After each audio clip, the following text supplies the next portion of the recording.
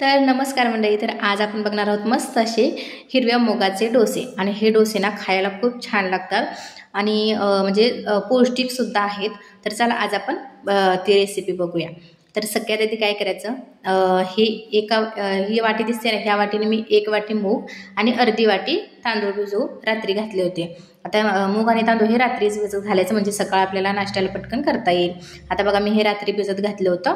आता हे काय करायचं, मिक्सरच्या भांड्यामध्ये मी दोन्ही एकत्र करून घेतलेलं आहे. आता त्याच्यामध्ये घालायचे आहे 2 ते 3 हिरव्या मिरच्या, थोडासा कढीपत्ता घालायचा, थोडासा लसूण घालायचा, थोडासा तुकडा आल्याचा घालायचा.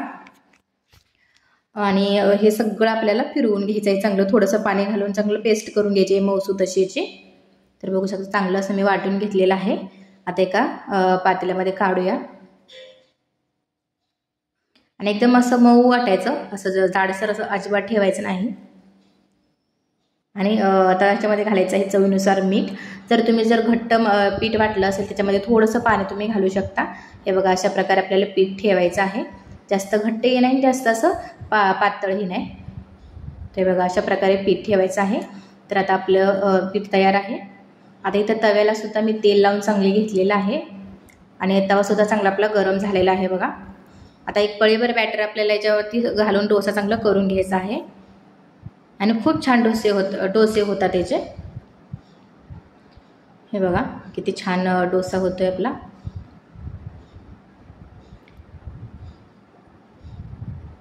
आणि चांगला आपल्या कमी गॅसवरती आपल्याला हे मीडियम करून असा डोसा भाजून घ्यायचा आहे.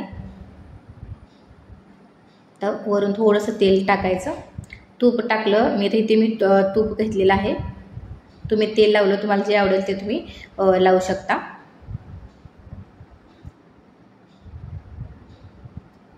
आता तूप टाकून चांगलं सगळीकडून घ्यायचं आहे. आणि एक साईड पूर्ण अशी भाजली की मग आपल्याला डोसा पलटी करायचा आहे. तर बघू शकता आपल्या एक साईडून डोसा जो आहे तो चांगला भाजलेला आहे. आता आपण पलटी करूया. बघू शकता तुम्ही डोशाला किती छान कलर आलेला आहे. तर आता डोसा आपला काढून घेऊयात. तर अशाच प्रकारे दुसरासुद्धा डोसा मी तुम्हाला करून दाखवते. तर दुसरासुद्धा डोसा मी करत आहे. आणि खूप छान डोसे होतात. तर नक्की अशा प्रकारे करून बघा, मुलांना सुद्धा खूप आवडतील. आणि चवीला सुद्धा खूप चांगला लागतो हा डोसा. तर दुसरा सुद्धा आपला डोसा करून झालेला आहे. तर तो सुद्धा चांगला भाजून घेऊया. तर दुसरा डोसा सुद्धा मी चांगला भाजून घेतलेला आहे बघा. तर व्हिडिओ जर तुम्हाला आवडला असेल तर व्हिडिओ लाईक करा, शेअर करा. आणि चॅनल जर तुम्ही अजून सबस्क्राईब नसेल केलं तर प्लीज सबस्क्राईब करा, जेणेकरून अशाच नवीन नवीन रेसिपीज तुम्हाला बघायला मिळतील.